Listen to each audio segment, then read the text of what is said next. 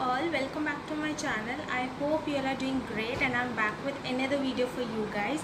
Okay, so you all know that for CA and CA students around the exams are around the corner. Okay, it's in November and December, so you must all have been preparing for the same. So I thought, why not I make a video and tell you that what strategy I followed for preparation of one of the heaviest subject of CS professional, and that is advanced tax laws and practices. You know, various students used to ask me that, ma'am, how can we prepare for such a heavy subject? There are two parts and the laws are very vast, and how can we study and complete the whole subject? So I thought I should share my strategy, that what I used for the same, and that strategy pretty well turned out for me. Yes, because I cleared the exams with good marks. So I thought I should share my strategy with you guys, and this video is all about the same. So without wasting any time, let's get started. Okay, so before telling you that how I studied for this subject, I want to tell you that from which books I studied this subject. Okay, so this subject is basically divided into two parts, and that is part A and part B. Part A consists of direct tax and part B consists of indirect tax. So under direct tax we read about the income tax, and in indirect tax we read about the custom law and the GST, that is goods and service tax. Okay, so indirect tax has a more weightage in exam as compared to the direct tax. Okay, so for this advanced tax laws and practices, I used to study from 3 books. Okay, yes, full and final 3 books, and trust me, if you read from these 3 books, you will feel that each and every topic has been covered, and literally if any question comes in the exam, you will be able to answer it by hook or by crook. Or if the question comes from outside these 3 books also, then also you would be able to solve those case studies, because you have that in-depth knowledge, and your in-depth knowledge has been taken from all these 3 books. So these 3 books are, first is the module. For sure कोई भी book हो या ना हो, module तो कभी भी skip नहीं होने चाहिए. तो I use to never skip that modules. Okay, so मैंने मॉड्यूल से पढ़ा फर्स्ट, जो भी हमें स्टडी मैथ मिलता है that. Second, I read from Bangar, that is Bangar. Bangar, it is a best book for studying the text. Literally, trust me. Bangar contains each and every topic which are covered in module, and there are only few topics which are not in Bangar, which are mentioned in module. So literally it covers whole of the maximum, it covers 99% of module. Okay, so Bangar is the must. And third is the scanners, which we basically used to study for the other subjects also. So those scanners, so I studied from these 3 books. First is module, Bangar and scanner. Literally अभी सुनने में बहुत heavy लग रहा है कि ये तीनों बुक्स कैसे पढ़ाई करेंगे, इतना तो टाइम भी नहीं होता, ये बिल्कुल ही बेकार स्ट्रेटेजी है. बट ऐसा नहीं है, ये 3 books literally worked for me. I will tell you video के अंदर कि आप कैसे इन 3 बुक्स से स्टडी करो ताकि वो स्ट्रैटेजी आपके लिए सक्सेसफुल हो सके. Okay, so these 3 books are the must for the advanced tax laws and practices. Okay, so I told you कि वो कौन सी 3 बुक्स है जिसमें से आप डायरेक्ट पूरा इनकम टैक्स एक्ट और इनडायरेक्ट टैक्स से कवर अप कर सकते हो. Now want to tell you कि आप इन तीनों बुक्स को कैसे पढ़ो, प्रॉपर क्या स्ट्रैटेजी होनी चाहिए, which I follow. Okay, so basically what you can do, first always opt for indirect tax. Okay, because it has more weightage, and other thing is कि जो डायरेक्ट टैक्स होता है वो हम लोग पहले भी कवर कर चुके होते हैं इन executive level.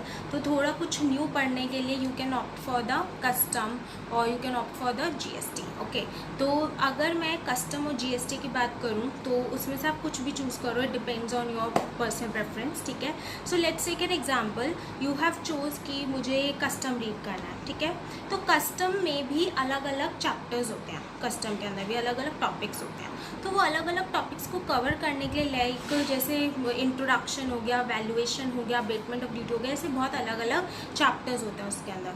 So what you have to do कि अगर आपको कस्टम करना है और यू हैव डिसाइडेड कि एक दिन फर्स्ट डे के अंदर I will complete 3 chapters of custom. Okay, so वो 3 चैप्टर्स आप कैसे स्टडी करोगे? सबसे पहले take out the Bangar. Okay, Bangar book pick कर लो. उस बांगर बुक में से वो 3 chapters full and final read कर लो, फुल एंड फाइनल पूरा का पूरा. उसके साथ कोई भी उसके सेक्शंस हो जाए, उसके साथ कोई भी टॉपिक्स जो हैं केस स्टडीज़ हो जाए या कोई भी प्रैक्टिकल प्रॉब्लम्स हो जाए, वो सारे के सारे उसके साथ पढ़ लो. ओके, देन जब एक बार उन 3 चैप्टर्स का बांगर ख़त्म हो जाए, just pick up the module of that 3 chapters.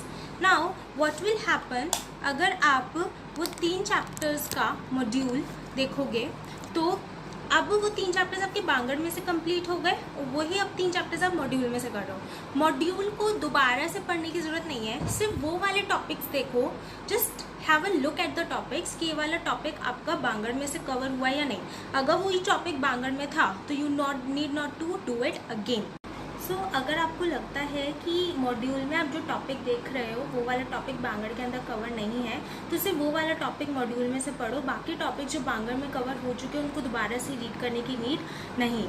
तो इससे क्या होगा, आपके बांगर और मॉड्यूल के सारे टॉपिक्स उन चैप्टर से रिलेटेड कवर हो जाएंगे और आपके पास कोई भी ऐसा टॉपिक नहीं होगा जो आपने कवर नहीं करा. ओके, उसके बाद अब जब आपका बांगर हो गया और आपका मॉड्यूल हो गया, now opt for scanner. Okay, so now आपके पास पूरी नॉलेज आ गई, सेक्शंस वगैरह की आपने पूरी नॉलेज ले ली from the module and the Bangar. Now do their practical questions from the scanners, and once you will do it, then you will get a confidence that you are able to do each and every question. Okay, so yeah, this is the strategy which you can opt for studying the income tax subject. In 3 books में से आप ऐसे इसको read कर सकते हो. Okay, now बहुत बच्चे मुझे ऐसे बोलेंगे कि अगर आपने जो स्ट्रेटेजी बताई है इसके अकॉर्डिंग हम लोग एक बार फर्स्ट टाइम में अपना टाइम लगा सकते हैं तीनों बुक्स पढ़ने में, बट हर बार जब भी रिवीजन होगी और एग्ज़ाम्स के टाइम पे रिवीजन होगी तो बहुत ही ज़्यादा डिफ़िकल्ट होगा तीनों बुक्स को बार बार पढ़ना. ठीक है, तो उस टाइम पर हम लोग वो 700-900 पेजेस की बुक्स को रीड नहीं कर सकते दोबारा से. तो उसके लिए I want to tell you कि जब आप फर्स्ट टाइम रिवीजन कर रहे हो, फर्स्ट टाइम आप स्टडी कर रहे हो सब्जेक्ट की, तो उस केस में सबसे पहले जब आप बांगर में से कर रहे हो तो उसके प्रॉपर नोट्स बना लो कि ये वाले शॉर्ट नोट्स हैं, ताकि रिवीजन के टाइम पर आपको सिर्फ वो पॉइंट्स पढ़ने पड़े कि ये पॉइंट्स हैं उसके, ताकि वो आपको एक बार रिवाइज हो जाए माइंड में. उसके बाद जो आप मॉड्यूल और स्कैनर्स में से पढ़ रहे हो, मॉड्यूल और स्कैनर के लिए एक अलग से पेज बनाओ, एक नोट्स बनाओ जिसके अंदर सिर्फ वो वाले टॉपिक्स का मेंशन कर दो कि इस पेज नंबर पे ये वाला टॉपिक है जो मुझे दोबारा से एक बार रिवाइज करना है. क्यों? क्योंकि वो डिफरेंट टॉपिक है. जो हमारा बांगर या फिर मॉड्यूल या स्कैनर में जो भी डिफरेंट टॉपिक्स हैं वो तो मुझे पढ़ने ही पढ़ने हैं स्कैनर से. ओके, सो जो भी टॉपिक आपको लगे कि वो डिफरेंट है, कि वो बांगर में कवर नहीं हुआ था और मॉड्यूल और स्कैनर में वो अलग टॉपिक है, तो you have to make a note, एक पेपर पे या रजिस्टर पे बना लो कि ये वाले टॉपिक्स रिवीजन के टाइम पर हमें मॉड्यूल और स्कैनर्स को इन टॉपिक्स के लिए ज़रूर एक बार देखना है. ठीक है, इससे क्या होगा, रिवीजन के टाइम पर भी आप तीनों बुक्स को फुली रीड कर पाओगे और कोई भी टॉपिक नहीं बचेगा. ट्रस्ट मी, ये वाला टॉपिक ये अगर मैं स्ट्रैटेजी की बात करूँ तो आप लोगों को इस टाइम पर लग रहा होगा कि बहुत ज़्यादा हैक्टिक है, बट एक बार फर्स्ट टाइम में अगर आप इतनी मेहनत कर लो और तीनों बुक्स कवर कर लो और प्रॉपर नोट्स बना लो इसके, तो बाद में रिवीजन करने में उसमें टाइम नहीं लगेगा और पेपर में कॉन्फिडेंस ही अलग आएगा. So just try to follow this strategy. और अगर ये स्ट्रैटेजी पसंद आई और वो आपके लिए वर्क कर रही हो तो मुझे कमेंट सेक्शन में ज़रूर बताना. And one more thing I want to say कि आप जो है ना, कभी भी ये मत सोचो कि ये वाला टॉपिक इम्पॉर्टेंट नहीं है या ये टॉपिक हमें छोड़ देना चाहिए. नो, हमारे प्रोफेशन में इट इज़ वेरी अनप्रिडिक्टेबल कि कौन सा टॉपिक आएगा और कौन सा नहीं. So do each and every topic. Okay, तो यार yeah, that's it. That's how I studied advanced tax laws and practices. Please do share this video if you like this strategy with your friends who are going to appear for this exam in December or in future, so that they will get a help. And do let me know in the comment section that whether you like this strategy or not. Till then, bye bye.